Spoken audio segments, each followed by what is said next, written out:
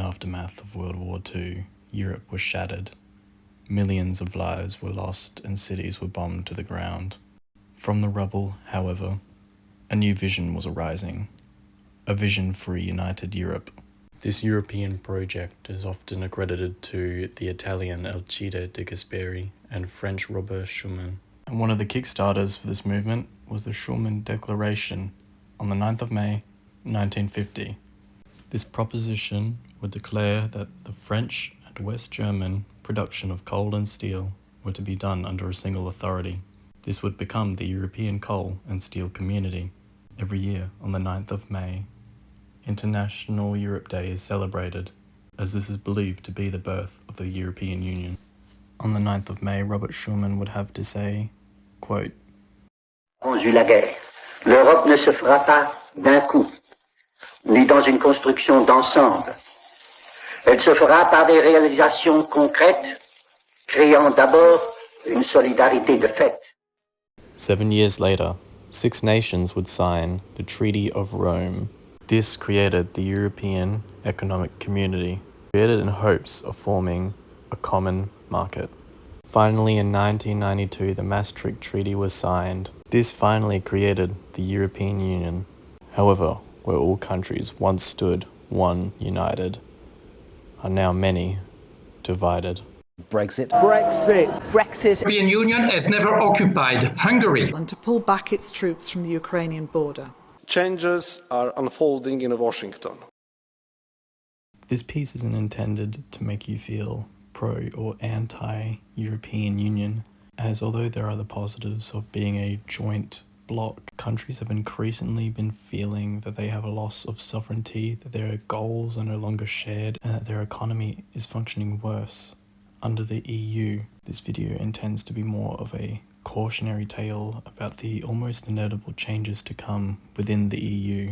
To understand how we got here, there are 6 key main issues. From highest to lowest, these are surrounding the economy, political differences, and migration, sovereignty, democratic issues, and regulation of businesses. It is not acceptable that European Union countries are divided into those who give and those who take. This is a quote from former Luxembourg Prime Minister Jean-Claude Juncker. I think it perfectly summarizes the overall growing resentment towards the EU as countries begin to feel overburdened by those who are less able to do so. One big shock to lead this wave of economic fear was the euro area crisis. In 2009, following the 2008 global crisis, many countries realized that they could not afford to pay off their loans, particularly Greece and Portugal. Because of the lower trust that investors had in these countries, borrowing became more expensive. In other words, they had to pay higher interest rates. Particularly Greece. Very, very much Greece. The EU immediately had to step in, forcing other countries to give bailouts or rail taxes. Both of these things made it more expensive for the average person. This is more recent news, but Germany, whether you are pro or anti-nuclear, shutting down their nuclear reactors has meant that they've had to find their energy from elsewhere.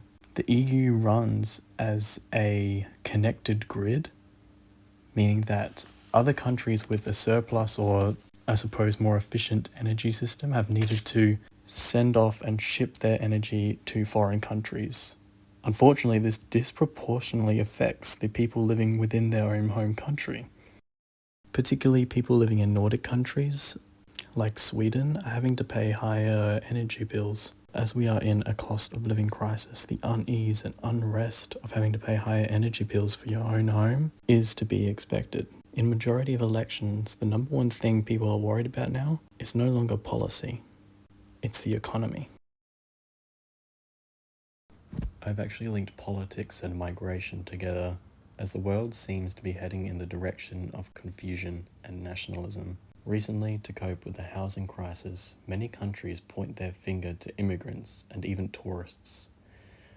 One note of this is in Spain, where protesters recently shot water at people eating at a popular tourist destination. Thousands of protesters hit the streets in Barcelona to express anger at mass tourism and its impacts on the city. I'm not sure exactly how this affects housing at all, but hence I feel as though the intersection of politics and migration will see the breeding ground for a rise of nationalism within countries. What a growing nationalist movement means is that the EU migration policy, to some, may now seem as a gross violation of their sovereignty and their borders. What we've seen in the past was one of the many reasons that Britain chose to vote for Brexit, and one of the main ones, and in the present, Hungary, Poland, and others have growing nationalist movements and are actively refusing to comply with the migration policy as established by the EU. Although the economy is the driving factor of right-wing vote, I believe that migration is what will tip over the scales. If the economy were our gun, nationalism and sovereignty are our bullets, and it is our fears that pull the trigger. Sovereignty is in reference to the ability to govern oneself. The extra sovereignty imposed by the EU may feel like a direct attack on the intra-sovereignty of one's own nation. I rated this so highly as member states that feel like they have a loss of sovereignty now have a growing resentment for the EU, a resentment that is then taken upon by the members of that country. Once again, the most outspoken countries are Poland and Hungary, who are trying to stress their national importance, while other countries like France and Germany desire greater integration. The main concern here is when countries choose not to follow the EU policy, and the EU does nothing to defend said policy, brings into question the credibility of its authority. This increases the risk of a member state leaving the EU, whether temporarily or permanently. I see this as the most likely outcome. An event like this would cause an immediate destabilization, and, while I do not see a dissolution as probable, a reform is imminent. Let's say you're a citizen of a certain nation, and your set of values that come from your country differ greatly from the rest of the EU. Increasingly, you'll notice that you'll have less of a say towards EU policy. Yes, this ties in with sovereignty, but many say this points to a democratic deficit. As a result, a feedback loop occurs where these countries have less voters turn out at their respective European parliaments, signaling the distancing from the EU. Another problem is the time it takes for policy or for certain action to be taken by the EU, as many decisions require a consensus amongst all of its members. Sometimes the people who hurt the most are those who deserve it the least. Now, once again, I'd like to clarify the purpose of this video is to discuss the points of contention within the EU, so I won't try to make too much of an opinion piece by discussing the regulations of businesses, as they are quite controversial. What I hope we can both agree on is the damage it is doing to farmers, the cornerstones of everyone's kitchen, working hard to provide for others. There are 3 symptoms that's fueled this attack on farmers. The first is the Common Agricultural Policy, or CAP. One major fault of CAP, or the CAP, however, is that it has a more land, more money way of choosing how much to subsidize a certain farm. Now you can imagine that a larger farm under this rule will receive more money, whether they are in need of it or not. This poses as a double-edged sword that helps many farmers, either too little or too much. The second symptom relates to restrictions on certain items such as pesticides. While it lowers the use of such materials that are harming the environment, many farmers have been struggling to cope with this. Finally, even though it is easier for countries to export with each other, there are still many regulations that result in EU countries having a hard time competing with external deals. For example, Brazil has tariff-free imports of beef, challenging cattle farmers back home. A disease of protesting farmers has come as a result of these symptoms.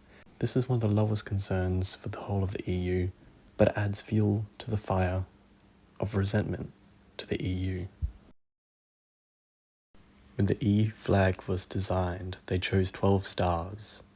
This was chosen as a sign of perfection, 12 apostles, 12 zodiac, peace and unity. There are many flaws in the EU, sure, but it is a symbol of the unity and common ground that we found following World War II. We should understand what we're losing first, before giving up the fight to fix it, lest one of our styles shall fall.